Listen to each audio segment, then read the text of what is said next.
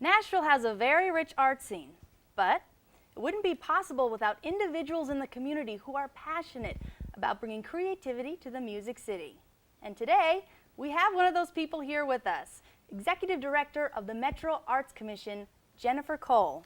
Thank you, Kelly. It's nice to be here. Well, thank you for being here. How are you doing today? I am fantastic. Awesome, awesome. Great to have you here. Good. And we're thrilled to be here. So first off, Yes. Most people don't really know what the Arts Commission does. Can you just give us a description of the different arms of the commission? Sure. It's really easy. The Arts Commission is the city department that's tasked with supporting arts and culture. And for us, that means one thing, which is making creativity central to the life of everybody that lives in Nashville. And we do that through a bunch of different programs, but one is public art, making sure that you can walk through Nashville and see art around you.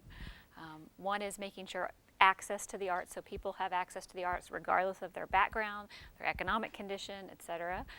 One is really about the brand of the city and continuing to market how we are as a creative powerhouse. And the other is making sure that we have infrastructure. So we have facilities, we have places you can go and experience art, places like this, where art and creativity happen. Awesome. Well, I remember I was new to Nashville about 3 years ago, and I just remember seeing all the great structures you guys have up around the city, and it's beautiful. So we're very lucky to have the Arts Commission here in Nashville with Thanks. us. We hope we'll keep growing it, actually. Now, you guys actually oversee a lot of venues. You have the Friss Center, Country Music Hall of Fame, the Belcourt Theater. What services do you provide to these venues? How do you support them? Well, Nashville's really lucky to have about 175 different nonprofit arts organizations, and that's everything from the Country Music Hall of Fame to little tiny neighborhood theater groups that you might have never heard of. And the Arts Commission doesn't actually run any of those facilities, but what we do is support them through grant making. And so we have about $2 million a year that goes out back into the community in the form of grants. And so all of the organizations you listed are competitive and come to us for grant money. And the other thing we try to do is support and promote what they do through media, marketing, social media, and general branding of the city. Awesome. Now, what kind of projects do you have lined up for 2012? Oh my goodness, that is exhausting just to talk about and think about. I'm sure. But we have a bunch of different exciting projects, and so in the public art realm, we actually just announced a flood art initiative. So we'll be doing 6 installations around the city that are in the most flood-affected neighborhoods that'll pair artists with neighborhoods to sort of find inspiration and then install public works of art in neighborhood parks that really honor the flood, the neighborhood experience during the flood. We're going to be working with the Mayor's Office of Bike and Pedestrian Access and our Healthy Living Initiative. We're going to be initiating a call for 30 new artist-designed bike racks. So my goal is in 2 years, if you want to ride a bike, you can park it in a really pretty bike rack that's designed by a local artist. And so I want us to be known as a city that is not only healthy and livable, but beautiful at the same time. So we've got some really exciting stuff happening in the public art space. Well, it's great that you're pairing the health with the creativity. That's a great match. Yeah. How far in advance do you have to plan these projects? When do you start the meetings? Oh, it depends. Public art is, I always tell people, it's not like buying a piece of art at a gallery or going to someone's home and purchasing something off the shelf. It really is more like a construction project. So the average project for us starts 12, 14, sometimes 36 months in advance. We have a project we've been working on for 2 years that is not even yet public because it's been in planning phase for that long. So it really just does depend, but a long time. And where can Nashvillians go to find out about what you have coming up?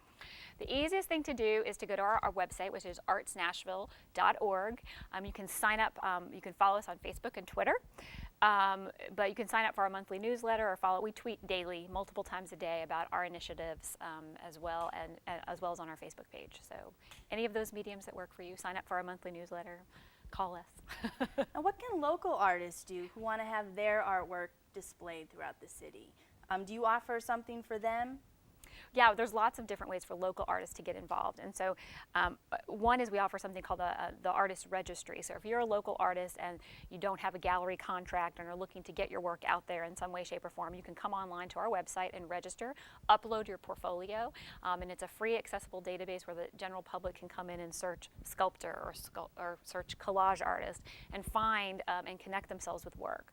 We also have a Metro Arts Gallery, a gallery in our own office space that we offer 4 to 5 shows a year, free to the general public. It's all day. Every day of the week it's open to the public. Right now we have a show featuring homeless artists. It's a collaboration between the Contributor newspaper, Room at the Inn, which is a homeless program, and the Key Alliance. And the gallery's whole focus is to show artists that normally wouldn't have a place to show.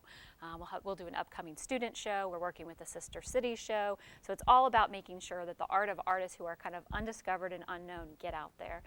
And then the last thing is public artists. We're always trying to get artists to make the leap between studio and street, and so it takes a lot to kind of go from painting in your studio to painting maybe on the side of a building, but we like to help people get there. And so call us, sign up for our alerts. We'll send them to any artist. Go and sign up, follow us on Facebook and Twitter, and then probably starting this summer we'll be doing a series of training workshops for artists who are thinking about maybe doing public art but haven't really wanted to take that plunge yet, and that there's a great way to sign up for those workshops, almost all of which are free. Awesome. And what about the youth of Nashville, like the elementary age students? How do you get them excited about art? Oh my goodness, I have 2 children, 3 and 8, and so I am excited about art and small people all the time. But a couple of the ways we do that is we work very close with Metro Public Schools and their fine arts and performing arts. So we cover all the arts. We've been talking about visual art, but we work with performing art, theater, dance, and music, and we work a lot. We do teacher training and professional development for teachers, etc. And actually, it was several of the public art installations we're doing. We're actually developing K-12 curriculum that will go along with it, so that if you're a teacher and you can't get out of the classroom on a field trip because your budget got cut, you can download video file of us interviewing an artist or us seeing an artist demonstrate something in their studio, and you can actually experience art without having to go out of the classroom. So we're really trying to do more and more to bring art into the classroom, even though budgets are tight. That's awesome.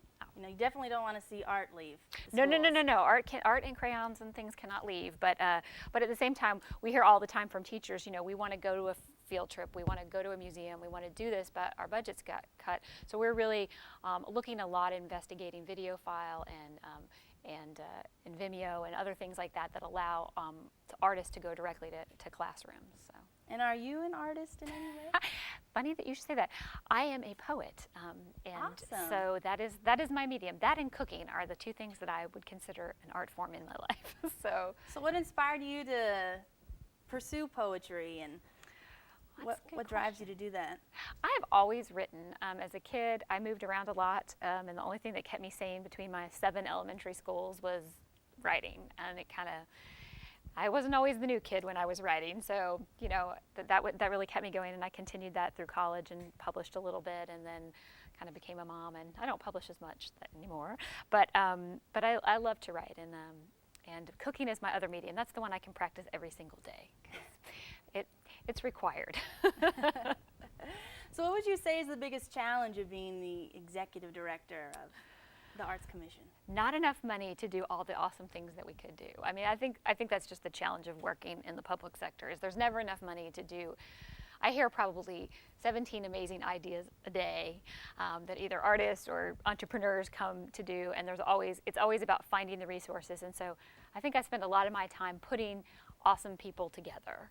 This week I met 2 entrepreneurs who are starting creative businesses, and I don't have the money to invest in either of their businesses, but what I can do is put them together or help them find space, or you know, make sure smart, like-minded, creative people are meeting each other. So I think that's the biggest challenge, is not enough money or enough hours in the day. Awesome. Well, you're doing a great job. Thank There's a you. lot of great pieces out there in Thanks. the Music City. Absolutely, more. And once again, artsnashville.org, Facebook and Twitter. Awesome. Well, thank you so much, Jennifer. Thank you. Thanks for being on the show today. Awesome, thank you, Kelly.